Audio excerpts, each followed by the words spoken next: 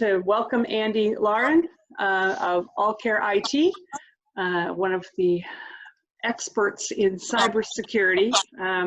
Certainly is a very supportive member of the chamber. He and Cam's online as well with the organization, and they certainly are helpful to us and has been godsend to me on these Zoom calls, as I am not technically advanced at all. So I've been relying on Andy and Cam to walk me through a lot of these things.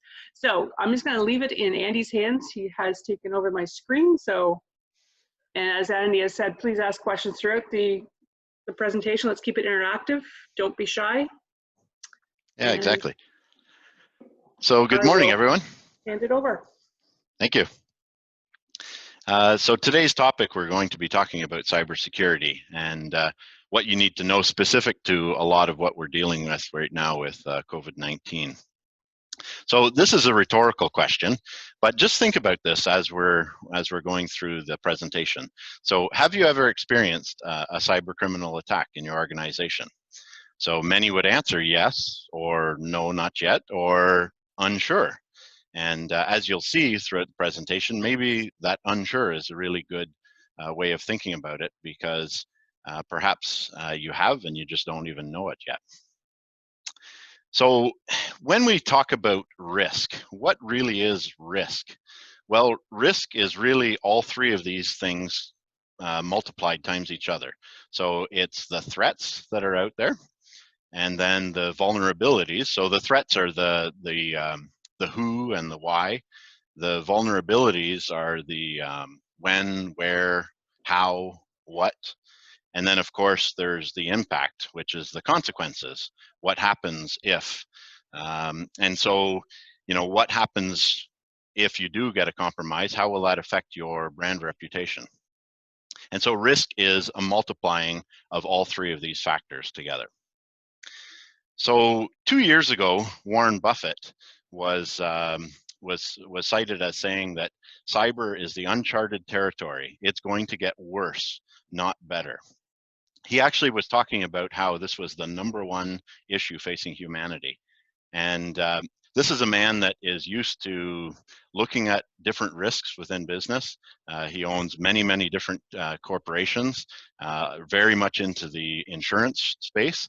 And so he's very used to quantifying business risk. And this is what he talked about, how cyber was going to get worse and not better. So that was 2 years ago in 2018. And he certainly saw what was happening today in cybersecurity. So this is from the Canadian Centre for Cybersecurity. And they show how there are different actors out there in the cyber space as far as cybersecurity. And as you go down the list, they become less complex in their approach. But the ones at the very top, the nation states, are ones like Russia and China and Iran and North Korea. So their motivation is very different from somebody like an insider threat or somebody like a cyber criminal. So cyber criminals generally are going after profit, whereas nation states are going after very different type things. But the ones that are at the top are the ones that really have the best skills and really unlimited money to do what they need to do in compromising companies and people. And really, it doesn't matter where somebody is in the world.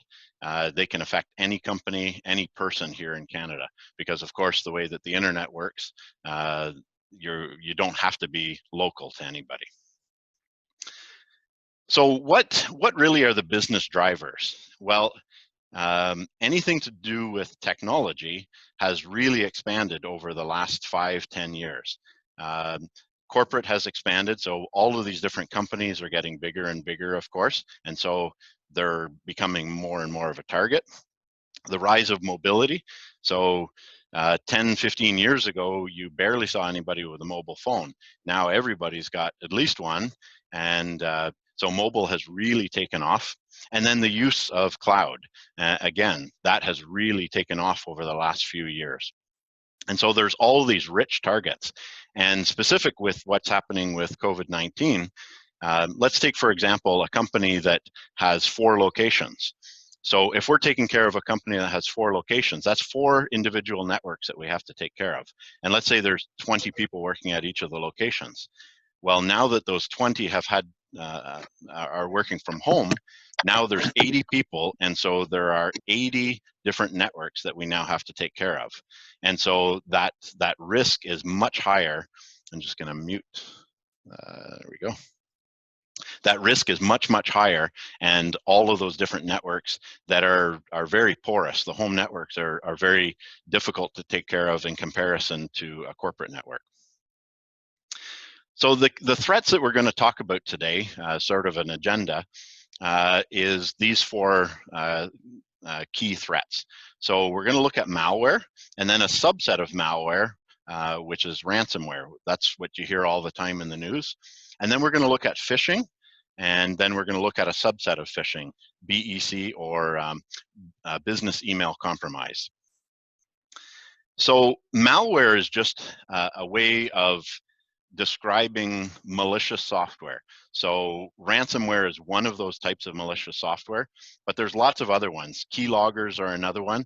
So that's where there's a program running on the computer that actually logs every keystroke that you type in. So if you're typing in passwords, or if you're typing in anything that's sort of a secret, it's going to grab all of those. Many of these things, you've probably heard those names. Virus, of course, is a very popular term, but one of the ones that that's very popular now is remote access, where the hacker will get access to your machine and be able to do anything that they want to that machine, pull data off of it, encrypt the data that's there, be able to grab those passwords. All of those things are part of this malware family. So now we'll look at the subset of phishing. So with phishing, phishing is just a type of spam that's sort of a little more targeted type of spam. So what the bad guys do is that they have to find the targets, first of all. So they can go out and purchase databases full of email addresses to send to, or they can use tools. So there's a tool that's called the Harvester, that you can plug in a domain name. So let's say I'm looking for everybody at the chamber. I could put in the chamber in there, and it'll spit out every email address that's available at the chamber and give me a list. So as we see here as an example, putting in Pixar types out all of the email addresses for Pixar. So it goes out and extracts all of these from various different sources, compiles them together, and gives a nice list of known email addresses. So then the hacker would then send email addresses out, send these emails out to the email addresses. And they can do this for very inexpensive. Oftentimes they set up domains that are lookalike domains. So whatever the company happens to be, they'll choose a domain name that is a very similar name. Domains are very inexpensive, as you see there. GoDaddy has sales all the time, so they can set up a domain name very inexpensively, send out lots and lots of spam, and it's a shotgun approach. So their profit is very large. Even if they get a small percentage of 1%, if they send out millions and millions, which they do, they're going to get a certain percentage. So this is a way of looking at emails to find out whether they're spam or phishing. This is sort of an older way of doing it. You can look at the email address. So in this case, you see that it's a fake email address. It's not from Microsoft.com. It's from onmicrosoft.com. It's got an attachment here. The way that it's designed, it's very generic. Dear customer.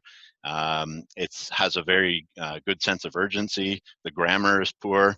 If you hover over the links, you can see where those links are coming from. And in this case, it's not coming from Microsoft.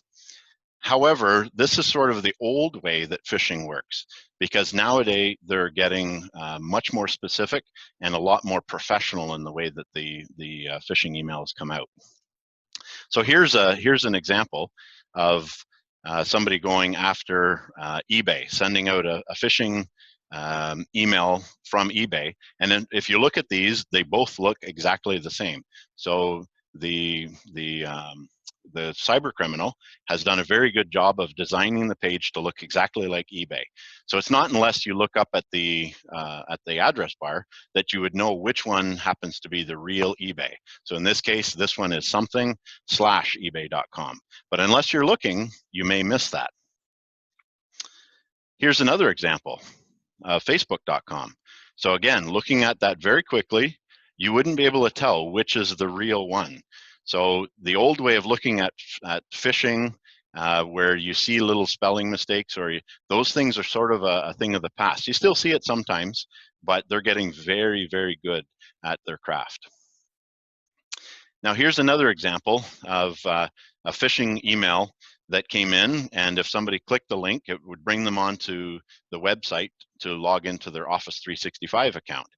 And so it looks just like Office 365, but it's not until you look at the address bar that you find out that this address is going to windows.net, which is actually a Microsoft domain. And so this will get by a lot of spam filters. Windows.net is a tool that Microsoft sells called Azure that launches on Windows.net. And so a lot of good known sites run off of Windows.net, and so it won't get caught in a lot of spam filters. So what can you do to protect yourself from generic phishing? Well, we're going to talk about this a lot throughout the webinar. The first one is to set up multi-factor authentication.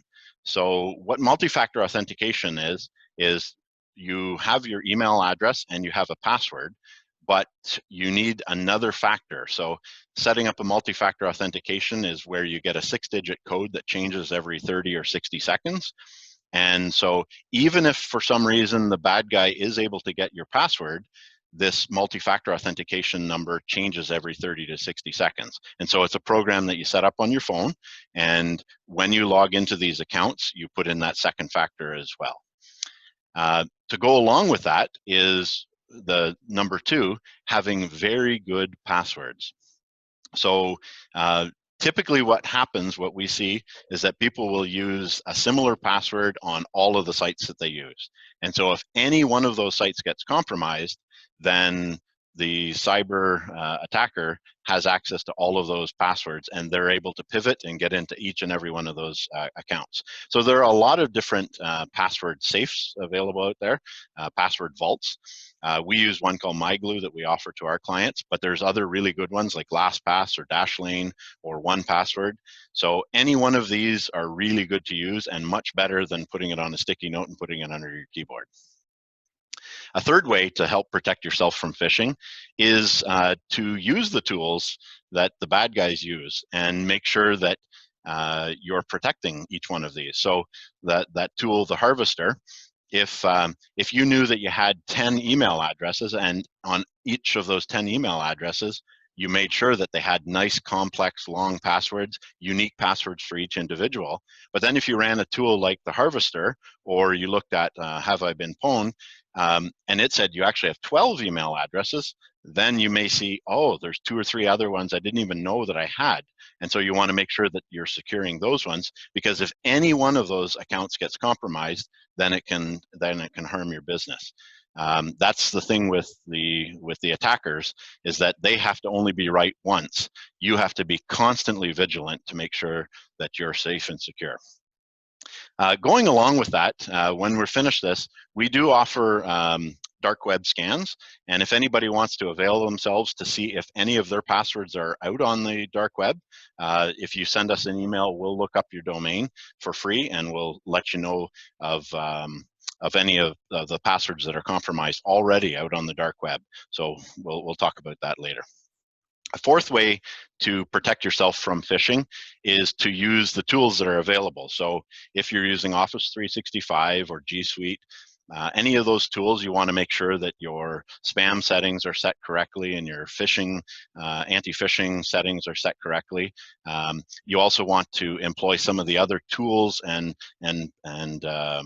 protections that are in place with these tools. They don't come on by default, so it requires going in and tuning these things. And if you need help with any of those sorts of things, we're of course happy to help. Number 5 is to use other tools available that you can put on your local device. So in this case, DNS filtering, where if you happen to click on a link, whether it's through an email or just off of a website that is a phishing site, a known phishing site, this will protect your machine from going to that site. It'll come up and tell you that this is a known phishing site and not let you go there. And then number 6 is cybersecurity awareness training. So all of us need training in whatever it happens to be that we're doing. And so this can really be counted as cybersecurity training. What we're doing here today, we're looking at some of the threats and seeing what the bad guys are doing, and making sure that we're availing ourselves of the fixes for those sorts of things. So the next thing that is a key target is ransomware. And so with ransomware, the attackers first need to get access to your machine. And so what they'll generally do is send a crafted email with an attachment, so a PDF file or a doc file or any sort of other type of file, and we'll look at some examples here in a minute. And then they want you to open that file, and as soon as you do, then it infects your machine, and then it starts detonating on your machine and is able to spread. So often most of these things will spread to other people in your address book, and so they'll get emails from you, or it'll just start crawling around on your network looking for other machines that it can infect. And as we see here at the bottom, the picture of the map, this is what can happen. In 2017, the WannaCry worm, that's exactly what it did. Within 24 hours, more than 100 countries were infected, and it cost over $4 billion to fix that issue. And so this is a very real threat, and there have been a number of different ones since WannaCry. And then, of course, with ransomware, the reason it's called ransomware is because the bad guys then hold you hostage. Your data is encrypted, and the only way that you can get your data back is by paying them a ransom in order to get your data back. So, of course, we see these things in the headlines every day. It's a sad reality that no matter where it is in the world, there is somebody getting hit practically every day because of ransomware.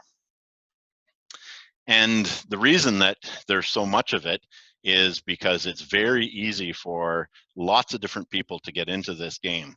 And so the ones that create this software will actually sell the software to other people that want to put out ransomware themselves, rebrand it, put their own logos on it.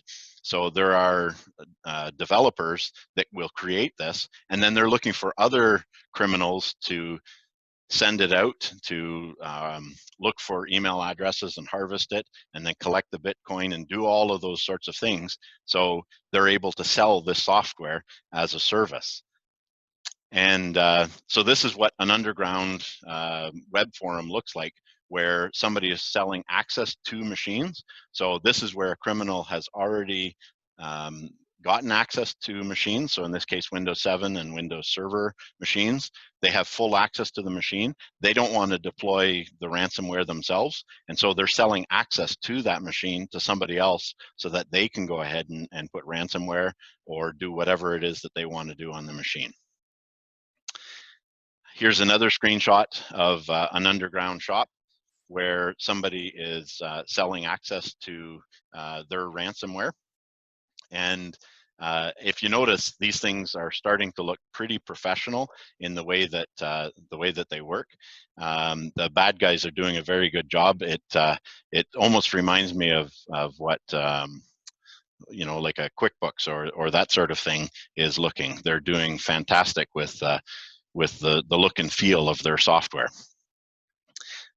This is one of the ones that has full dashboards built into it, so they can see all of the machines that are infected, what types of machines they are, whether the person has paid for the ransom or not, and then it even gives you nice little bar charts and nice colors showing how much money was brought in, and then who they set up so that they get a split. So they'll split it 70-30 with whoever is making the software, and so that all of these criminals are getting a cut. And so again, this really is why there's such prevalence in ransomware. So here's an example of what an email looks like that's coming in that would cause ransomware on a machine. So this one, as we see, is coming from a healthcare organization. It's talking about COVID-19, and it has a link there, find and research your medical symptoms. So if somebody was to look at that link, if they just hovered over the link, this is what's interesting about this particular link. It's going to hhs.gov. So this is part of the healthcare system in the US. And so earlier I mentioned how you could hover over a link, and if it looked bad, then you knew not to go to it. Now they're getting very sophisticated where they'll actually have a real site. And in this case, what they're doing is they're doing it's a vulnerability found on this particular site where they're doing a forward to this second site. And so this site is then pointing to the second site, and it's called an open redirect vulnerability. So you're going to a trusted site, like a healthcare site, and the open redirect starts. You think that you're going to one destination, but you're actually going to a malicious destination. And so you open the email, you think it's from a trusted source, you download the document, you get a zip file here. In the past, what would happen is if you downloaded a document, the file extension would be different. So if you were crafty, you could turn on to view the extensions, and you could see, oh, that's not actually a doc file. That is an exe file or some other type of file. But even in this case, this is the extensions are on. We see that it's a zip file. We see that it's a doc file. Now, mind you, it says shortcut to a doc file. There's the file on the desktop. And if you run the file, this is what happens on this particular one. It just says the file is broken. Some other ones will actually open up Word and ask you to authenticate, saying that Microsoft Office isn't valid, and so you have to authenticate it. But in this case, as soon as this happens, your machine is now compromised, and ransomware is starting to run on the machine. So every file that's found on the machine is now being encrypted. And this is the note that's left by the ransomer. A little README file that says, for us, this is just business. And so for them, it is just business. They're extorting you and possibly shutting down your business. So the sad reality is that these costs keep going up and up and up. So in this case, the ransomer may have said, this is how much we want in Bitcoin. And so this is from a survey that was done. The average is $5,900 is what they're requesting. However, the real cost behind this are the downtime, the downtime costs. So they're 23 times more than what the ransomer even requested. So those downtime costs would be things like the employees can't work while all of the machines are down. There's business that's lost. There's IT and hardware costs. There's data loss. There's liability. There's the business reputation. And so because of all of these things, that inflates that $5,900 that was asked up to the average of $141,000. So imagine that. Imagine if your business is one of the ones that gets hit with ransomware. Could you afford $141,000 to get out of that issue? So this is the annual ransomware damage across the board globally. So as you see, from 2015, it has been ramping up at a tremendous speed. So this year, of course, isn't finished yet, but they're estimating by 2021 that will be up to $20 billion a year. So these are staggering numbers that are affecting us globally. And you really see it if you look at the price of Bitcoin. Originally, Bitcoin was very low on the as far as its value. And then when WannaCry came out in 2017, we see an immediate ramp up from there. And a huge reason for this was that WannaCry affected over 200,000 computers around the world. And Bitcoin went from $1,800 a Bitcoin up to $2,500 a Bitcoin 2 weeks later. And it kept going up from there. And a major reason that this happened was any insurance companies that were going for cyber insurance, they actually had to hold Bitcoin, and so that drove the price of Bitcoin up. And as you see here, Bitcoin has really kept its value over the years.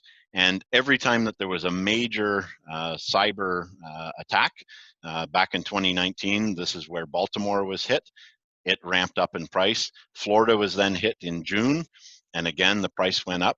And then across Texas, there were 22 different towns that were hit. And again, lots of Bitcoin was paid out. And in the case of Florida, the insurance company actually mandated the cities to pay. They didn't want to pay, but the insurance companies mandated them to pay. And so the cyber criminals got a big payday. So how do you protect yourself from ransomware? Well, again, going back to what we were talking about with phishing, the number one way to protect yourself is to make sure that those passwords are safe. That is the number one way that ransomware gets put onto machines, is so you need a second factor authentication. That's critical that you have that. And then you have to have very good, unique passwords for every single account that you have. And so again, very difficult to try and remember all of those passwords. You can't write it down on a piece of paper or in a little book. So you need a password vault to keep all of those in. A third way to make sure that you're safe from ransomware is to make sure that you do good backups. And so not only local backups of your machines and your servers, but also backups of things that are in the cloud. So if your email is with G Suite or with Office 365, there have been proofs of concept with ransomware that actually goes after those things that are up with Microsoft or with Google. And Microsoft and Google do not do backups of the data. They say that's up to you as the client to do that. And so you want to make sure that those are backed up. Another thing that happens with the backups is that sometimes people will get infected with ransomware. They have a cloud backup of their computer, so they log in on that machine to the cloud backup in order to restore the data that they need. They think, okay, I'm safe. I don't have to pay the ransom because I have a backup, except that the machine is still infected, and now they've logged into their backup in the cloud, and they've given the bad guy the username and the password to the cloud backup, and so now they go up to the cloud backup and they remove that, which then ups the price of the ransom. So you need to make sure that the machines are very clean before ever doing anything to them, and there's no real good way to guarantee that other than a nuke and pave of the machine. The fourth way to protect yourself from ransomware is with all of the software that can put in protection. So an antivirus, anti-malware, all of these types of an EDR program, all of these things that are designed to help your machine from getting infected in the first place. And going along with that is detect, detect, detect. So if you're working with an IT provider, they should have logs that they're looking at on firewalls. They should be able to look up other vulnerabilities that are happening on your machine, making sure that everything is patched. So making sure that your Microsoft Windows operating system is patched, all of the third-party programs that are on your machine, so your Java and your Adobe Reader and hundreds of other pieces of software that are on your machine. Every one of those things is a vector into your machine, and it's basically like leaving the window open for a bad guy to get in. So the leading causes for ransomware, 2/3 of those leading causes are because of phishing emails. And so having good protection against having those emails even come in is a massive way of fixing those issues. We talked about cybersecurity training. Again, if you've got that cybersecurity training in place, that will really mitigate that risk. And then the password access, of course. So the last area that we'll talk about is BEC, or Business Email Compromise. So this is where somebody goes after specific targets within an organization. So let's say an organization gets a brand new CFO or a brand new CEO, and they announce on LinkedIn that they're new to the company. Perfect target. So if somebody is able to go either for the new person or use somebody else that is in the organization and then send it to the new person, especially in the C-suite of the executives, and ask for account changes or bogus invoices that are sent, or data theft of HR or bookkeeping, something where they can get some more data on somebody and then use that data to pivot and try and get somebody else in the organization. And this is something that is massive. This is happening on a daily basis out there. And so every organization should have a process in place. So if there's an email that comes in saying, we're your supplier and we need a payment, and we need to, you've always paid us at this bank account, we need to change it to this bank account. There always should be a process in place that you never use the same medium to ask if this is valid. You never email back to the person and say, hey, this looks kind of strange, are you sure about this? Because if you received an email like that, most likely the bad guy has access to that email account. Or if you received a text message or some other voicemail, you never want to use the same medium to ask the person. So have a process in place where if you get an email, then you have to use a different medium to ask for verification, phone the person. And so that's a big way of saving your organization. So what do these scams look like? So here's an example of a type of scam that's been going around for years, where somebody gets an email and they say, I'm in a hurry, can you go out and get 5 iTunes gift cards and let me know as soon as you get them?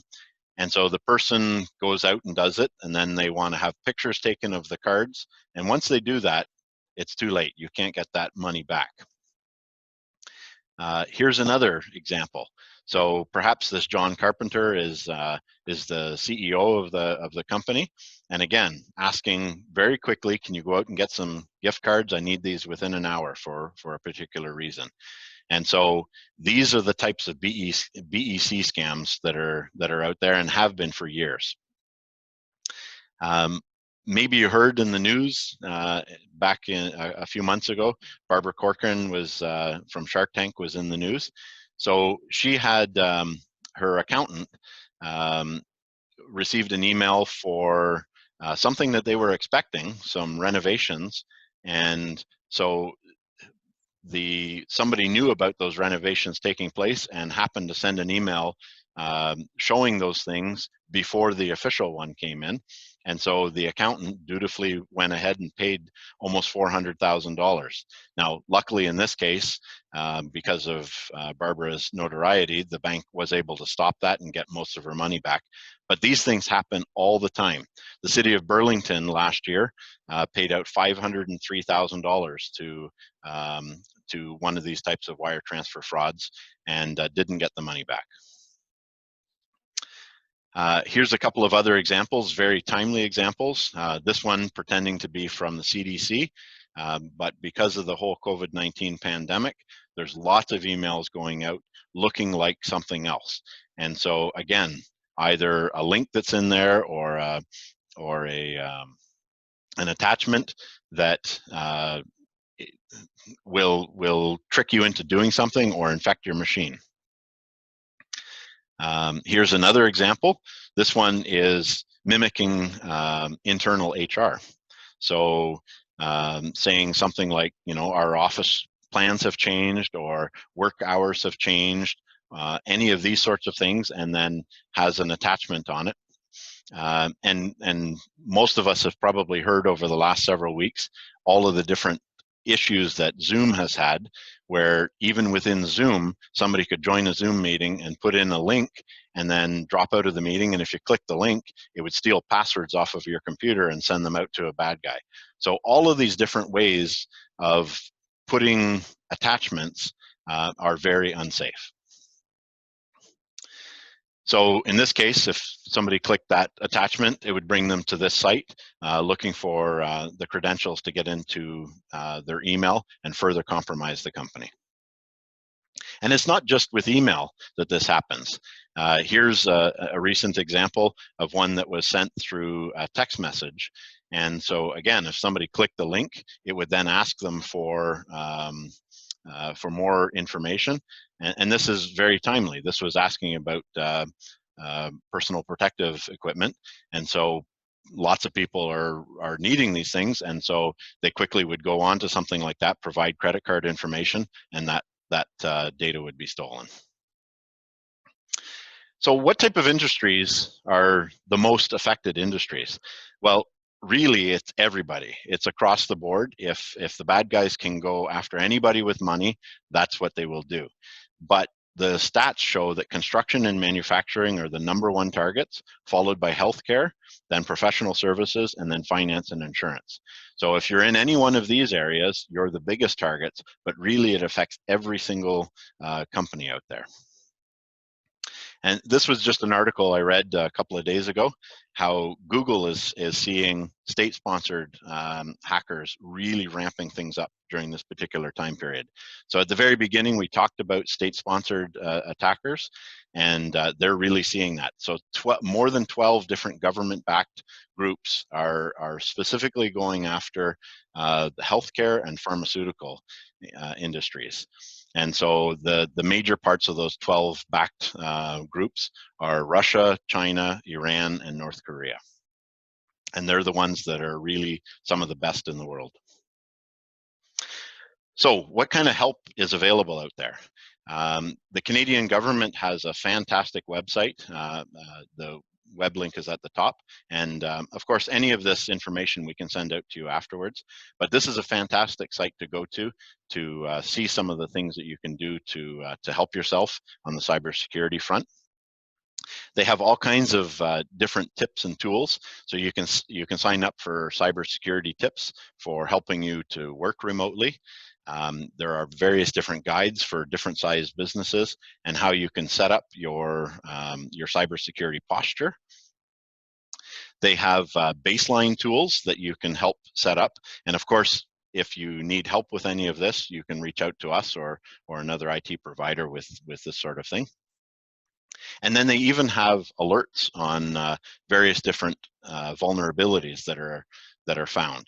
And so if you subscribe to this, they'll show you things like all of the different software that would need to be upgraded. So in this case, Google Chrome or Adobe or VMware, any of the software that's on your machine. Really, all of these things should be done automatically, but you can subscribe to these sorts of things and they'll send you these alerts. Also in the US, they have NIST.gov. It's a fantastic resource on setting yourself up to be cybersecurity aware. And they've got some fantastic guides to help you along with setting up an incident response or various different things that you would need for your business. So just like to take a couple of minutes and talk about some different myths that we hear about and then what the truth really is on these things. So oftentimes we hear where somebody will say, well, my business is too small to be targeted. And that's not at all true.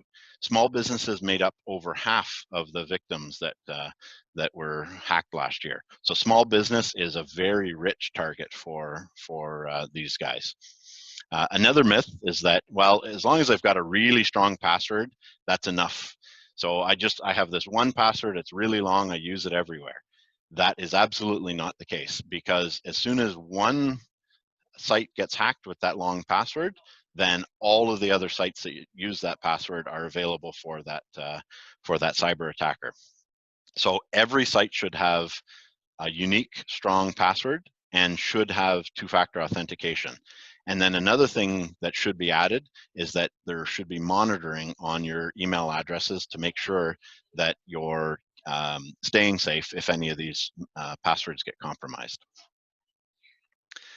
Two more myths that we hear is that Just doing once a year cybersecurity training is enough. And as you see, there's lots of things that change constantly in the cybersecurity realm. And so having a regular routine of looking at phishing examples, having them automatically sent to you with training is what's really needed. And then this is my favorite one. Cybersecurity is solely the IT department's responsibility. And again, that's absolutely not the case. Cybersecurity can be helped with the IT department. Of course, they understand it very well, but every person within the organization needs to be familiar with these cybersecurity practices. It only takes one breach for the whole company to be possibly affected. And so every single person needs to be familiar with these with this hygiene. So if we look at the numbers themselves, 81% of the breaches were because of a password. So either a weak password or a stolen password, something to do with a password, 81% of those breaches. So by shrinking that, by having unique passwords, having multi-factor authentication, that will greatly shrink that attack surface. 62% of companies don't have a strategy in place to make sure that they're not affected. And so again, shrink that attack surface by making sure that you do have a strategy in place. And unfortunately, 60% of companies go out of business within 6 months if they have a significant cyber incident. And so we don't want any of your companies being affected. And so we want to bring you this information. So using your work email address, as we all do, signing up for all of these different types of accounts. So here's a variety of different accounts that are available in Canada. So if you happen to use that same username and password on a variety of these different services, then that really opens you up. Lots of different entry points that can make you vulnerable. So again, that's why we really recommend unique passwords at every single site that you go to. So just to wrap things up, a lot of the things that we talked about were having a password manager, making sure that you've got good, strong passwords. And of course, we can't remember all of those things, so putting them into a password manager. Having the multi-factor authentication goes along really well with that password manager. Having really good defense in depth, so having a next generation antivirus, having all of those different protections in place to protect your data. Having a really good, strong backup, making sure that that backup is tested and that all of your data is available for you. Having user awareness training so that you know what is a threat and you reduce the risk for the company. And then making sure that all of the systems are not vulnerable, or as vulnerable as little as possible, using patch management. So making sure that phones and computers and servers are all up to date and all the software that's on them is up to date, and that there are no security issues that way. So now I'd like to open it up. If you have any comments, suggestions, questions, feel free to go ahead and ask. Thanks, Andy. I actually have a couple of questions myself. You Sure. talked at the very beginning about the software called Harvester. Yes. Can that software just not be shut down? And on the second part of that question is, does Harvester have a legitimate purpose? It does. It's actually it's used by penetration testers. So if a company like let's say a bank wants to know what their security breaches are, so they want to know what hackers could do, so they will hire a team to come in and act like the hacker. And so they'll use a tool like Harvester to see all of the email addresses and who they can go after in the organization, so that it strengthens their security posture. So it's not a tool that can be shut down. It's actually using data that's already out there, and it's harvesting that data. Okay. Oh, there's a lot. There's a lot going on out there. There is. I clearly don't have strong enough passwords. You're not alone. Many don't. Just saying that. Yeah. Well, let's open up the floor. Questions for Andy? Oh, we have a raised hand. Jason.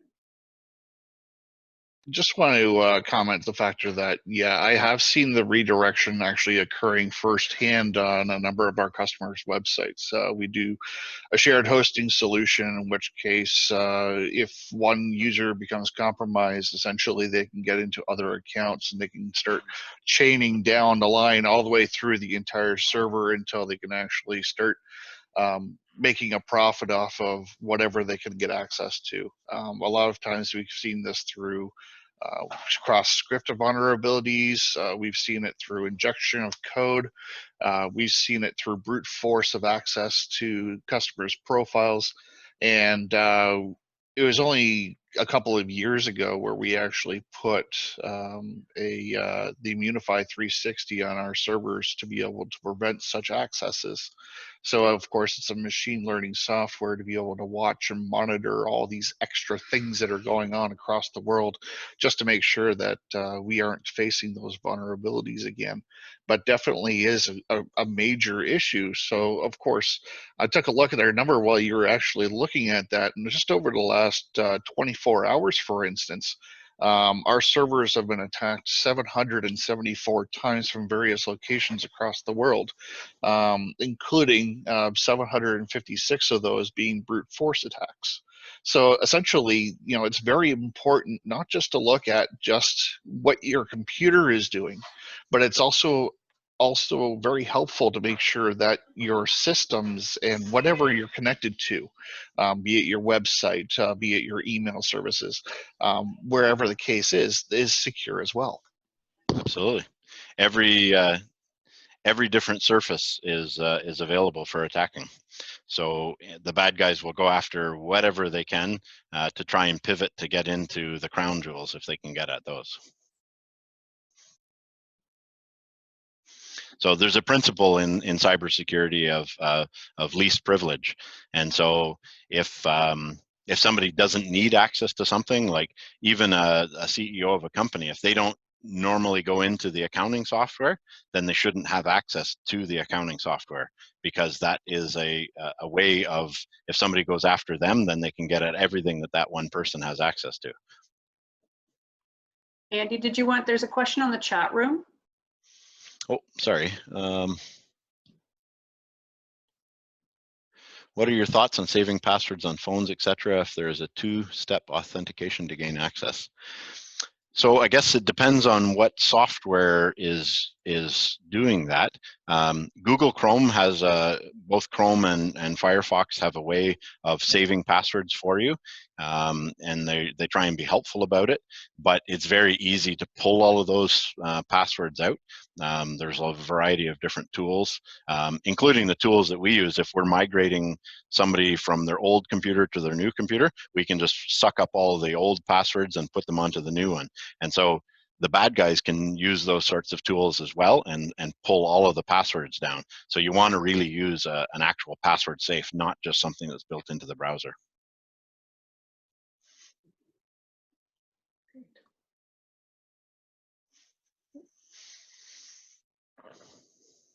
Did I put everybody to sleep?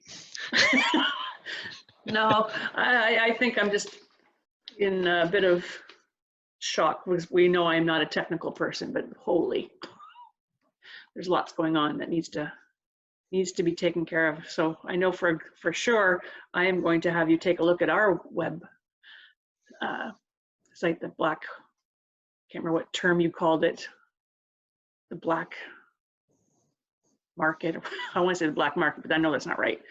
To see how many, if there's hits happening on ours. The dark web and the dark web. Thank you. Yeah, WAF alerts, OSEC alerts, yeah, things of that manner. Yeah. Yeah. Yeah, and the credentials that are already on the dark web. So yeah. What the dark web is just a subset of the internet that you can't get at normally through a regular browser.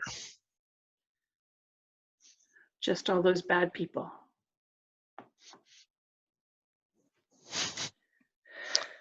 Any other questions?